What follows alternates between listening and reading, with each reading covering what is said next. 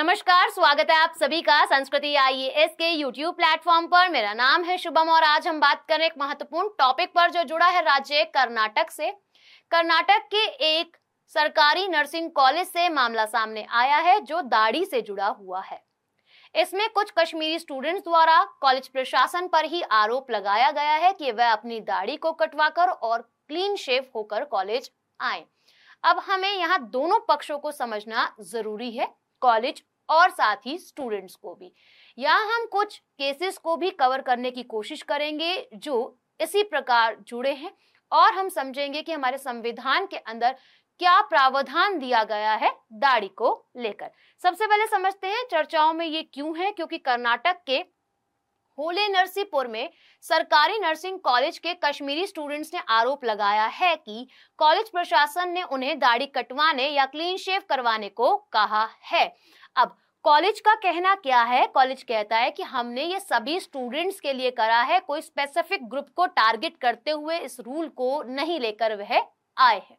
इसी के साथ स्टूडेंट्स की अगर हम समझें, जो कश्मीरी स्टूडेंट्स हैं, इनका कहना ये है कि यहाँ पर हमारे ट्रेनिंग स्टैंडर्ड्स को लेकर भेदभाव किया जा रहा है, जो कहीं ना कहीं हमारे सांस्कृतिक और धार्मिक अधिकारों का उल्लंघन है। तो आइए समझते हैं पूरा मामला है राजीव गांधी यूनिवर्सिटी से एफिलेटेड हासन के होले नरसीपुरा सरकारी नर्सिंग कॉलेज का। कॉलेज प्रशासन ने सभी छात्रों को यहाँ पर आदेश दिया कि आप अपनी दाढ़ी को कटवा कर ही कॉलेज आएं।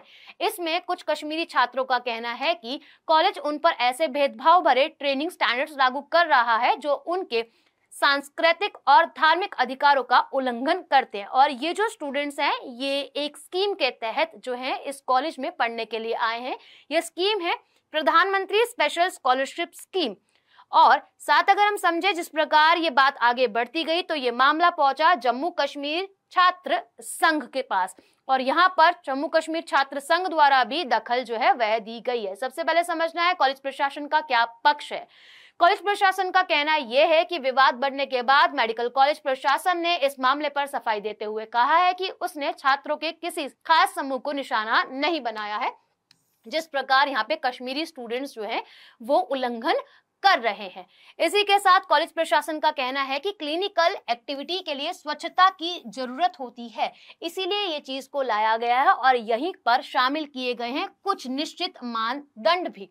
इसी के साथ हम समझे यह दिशा निर्देश कन्नड़ छात्र समिति सहित सभी छात्रों के लिए जारी किया गया है। कोई भी ऐसा कोई स्पेशल स्टूडेंट नहीं है जिसको टारगेट करा गया है। अगर हम समझते हैं यहाँ पर जो दाढ़ी रखी जाती है वो सिख धर्म और मुस्लिम धर्म द्वारा रखी जाती है। अगर कोई वो अपने शौक में बढ़ा ले तो वो बात अलग है। यहाँ पर बात वे कर रहे हैं कि हमारे सांस्कृतिक और धार्मिक अधिकारों का उल्लंघन हो रहा है।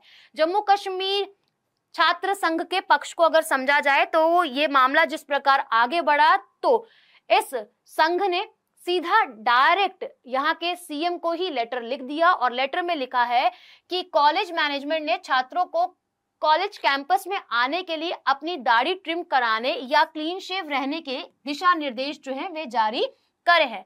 दाढ़ी रखने वाले छात्रों को क्लिनिकल ड्यूटी के दौरान एब्सेंट माना जा रहा है, जिसमें उनकी एजुकेशनल रिकॉर्ड और अटेंडेंस पर असर जो है वह पड़ रहा है। बिल्कुल असर पड़ेगा। अगर आप क्लास ले भी रहे हैं और आपको अनुमति मिल भी नहीं रही और पढ़ने आप लोग गए हैं तो यहाँ पर अगर चीजें इस प्रकार बिगड़ेंगी तो हाँ, हमारी पढ़ाई का भी नुकसान होगा और साथ ही साथ जो मैंडेटरी हो जाती है कि आपको इतनी परसेंटेज लेकर आनी ही है अपनी अटेंडेंस की, वो फुलफिल नहीं हो पाएगी। अब हिंदू संगठन का क्या पक्ष है इसे समझ लेते हैं। यहाँ पर यह कहा गया है कि जो भी स्टूडेंट इसके बारे में बात कर रहे हैं और इसका उल्लंघन कर रहे हैं रूल्स का, उनको सस्पेंड कर देना चाहिए क्योंकि ये पाकिस्तान और अफगानिस्तान नहीं है। अच्छा, अब बात की जाए चिकमंगलूर में श्री रामसेन के संस्थापक प्रमोद मुथालिंग ने कहा है कि यह मुस्लिम छात्रों का अहंकार है और इसका पालन नहीं करने पर सभी स्टूडेंट्स को सस्पेंड जो है वह कर देना चाहिए क्योंकि ये अफगानिस्तान और पाकिस्तान नहीं है।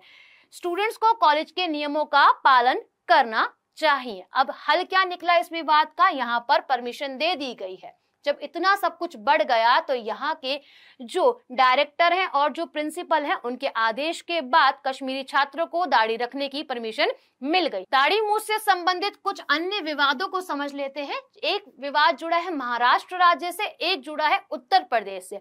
अब क्या है मामला, एक सुप्रीम कोर्ट महाराष्ट्र राज्य रिजर्व पुलिस बल के एक सिपाही जिनका नाम जहीरुद्दीन शमशुद्दीन है, इनके मामले को अपील की सुनवाई कर रही है। यह महाराष्ट्र राज्य रिजर्व पुलिस बल के एक सिपाही हैं जिन्हें उनकी दाढ़ी रखने के चलते 2012 में सेवा से निलंबित कर दिया गया था। इसके बाद इन्होंने बॉम्बे हाई कोर्ट में अपील दाखिल करी थी और हाई कोर्ट द्वारा साल 2012 में ही दाढ़ी रखने के चलते सस्पेंड के फैसले को सही माना गया था। इसके बाद इन्होंने साल 2015 में बॉम्बे हाई कोर्ट में फैसले को सुप्रीम कोर्ट में चुनौती दे दी गई थी, यानी कि जो बॉम्बे हाई कोर्ट ने फैसला दिया था। अब दूसरा मामला जो है वह जुड़ा है उत्तर प्रदेश से और ये जुड़ा है अक्टूबर 2020 से, जहां बागपत जिले में तैनात एक सब इंस्पेक्टर को लंबी दाढ़ी रखने की वजह से ही सस्पेंड जो है वह कर दिया गया था।